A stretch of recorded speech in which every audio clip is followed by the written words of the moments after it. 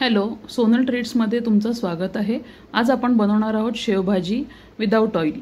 आधी सगळी तयारी करून घेऊयात। शेव घेतली आहे, बारीक चिरून कांदा घेतला आहे, 2 टोमॅटोची प्युरी करून घ्यायची आहे, आलं लसूण पेस्ट, मिरचीची पेस्ट, मीठ, खोबरं किसून घेतलं आहे, सुकं खोबरं, तिखट घेतलं आहे, तूप घेतलं आहे थोडंसं काढून, आणि आता धने जिरे भाजून त्याची पावडर करून घ्यायची आहे।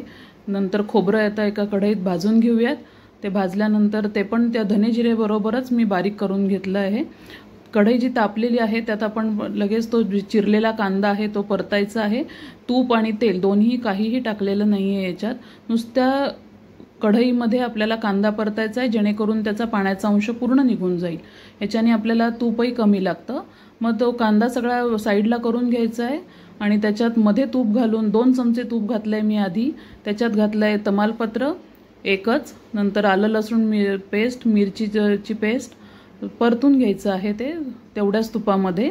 आणि बाजूला कांदा जो आहे तो तसाच गरम होत राहतो, त्याच्यातला जो काही पाण्याचा अंश राहिला असेल तो पण निघून जाईल। याच्यात घालायचं आहे नंतर आता धने जिरे जी पावडर करून घेतली आपण ती घालायची आहे, मसाला तो पण परतून घ्यायचा आहे। मी पुन्हा आता 1 चमचा तूप घातलंय, मसाला सगळा बाजूला करून घ्यायचा आहे। त्याच्यात हळद, तिखट, मीठ आणि आता ते पण परतायचं आहे की जेणेकरून त्याला रंग येईल। आता घालूया 2 टोमॅटोंची जी प्युरी केली आहे ती घालायची आहे, 1 चमचा कांदा लसूण मसाला घातला आहे, मीठ घातलंय 2 चमचे, आणि ही जी शेवभाजी आहे ही 4 जणांसाठी सफिशियंट आहे। 4 जणांच्या याला 3 चमचे तुपामध्ये ही सगळी शेवभाजी होतीये। चांगलं परतून घ्यायचंय, फक्त बारीक गॅसवरती मंद आचेवरती हे परतायचं आहे मिश्रण, आणि त्याचं जे तूप आहे ते सुटेल म्हणजे तोपर्यंत परतायचं आहे। पुन्हा 1 चमचा आता साखर घालायची जेणेकरून ते तूप आणि रंग दोन्ही पण त्याच्याने छान येतो।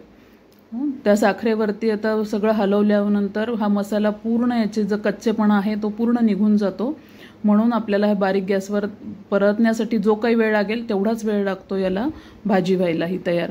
त्याच्यात 2 ग्लास आता पाणी घातलंय मी, आणि उकळी येण्यासाठी बाजूला मंद गॅसवरती उकळी येऊपर्यंत ठेवून द्यायचं आहे।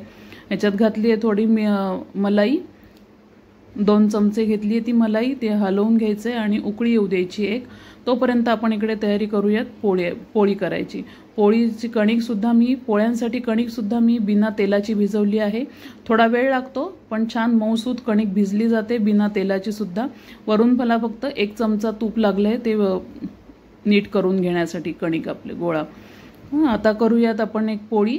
त्याच्यात मध्ये सुद्धा घडीची पोळी आहे पण त्याला पण मी मध्ये तेल न लावता पीठ लावलं आहे। याचा व्हिडिओ राहिलाय काढायचा। आता पुढची पोळी मी तुम्हाला दाखवते। तवा तापलेला आहे आणि याच्यावरती ही पोळी भाजून घेऊयात। तूप आधीच मी पातळ करून घेतलंय बाजूला, तेच लावून पोळी भाजणार आहे की जेणेकरून शेवभाजी बरोबर पोळी छान लागेल। म्हणजे तेल ज्यांना खायचं नसेल त्यांच्यासाठी हा ऑप्शन चांगला आहे की तुपावरती कमी तुपातही आपण करू शकतो। आता हे कणकेचा गोळा घेतलाय, मध्ये मी पीठ घातलंय, याच्यात घडी करून घ्यायची आहे आणि आता लाटूयात आपण पोळी। एकीकडे ही परतून घेऊयात, पुन्हा तूप लावायचे दोन्हीकडनं। छान पोळी आपली भाजली गेली आहे, मऊसूत पोळी होते, तुम्ही एकदा नक्की ट्राय करून बघा। आता ही दुसरी पोळी आपण भाजूयात, लाटून घेऊ आधी।